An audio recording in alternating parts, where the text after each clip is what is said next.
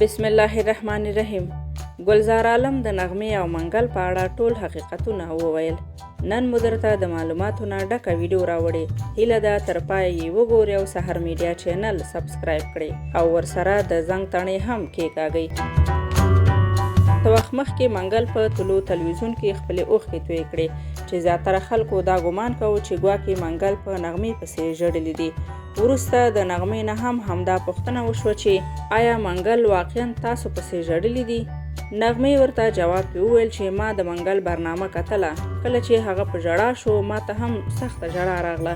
بیا مې منګل ته زنګ وهو چې تاسو ولې وژړل. هغه راته وویل چې د هیواد او هیوادوالو څخه د لرېوالي لپاره ژړا راغله چې کاشکې مو وطن کې سوله او امن وی نو په خپل وطن کې به اوسېدم. نغمې بیا وویل چې که منګل غواړي نو زه تیاره یم چې یو ځل بیا د منګل استاد سره واده وکړم. د نغمې او منګل په اړه ګلزار عالم څه وایي؟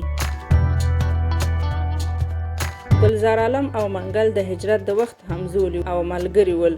نو ګلزار عالم ته د نغمې او منګل په اړه ډیر معلومات شته دي، خو فلحال ګلزار عالم صرف دومره وویل چې د نغمې خبرې ټولې تمثیلي دي چې عام خلک ورباندې تیر باسي او منګل سره چې کوم ظلمونه او بې وفایي کړي یو خدای ته پته ده.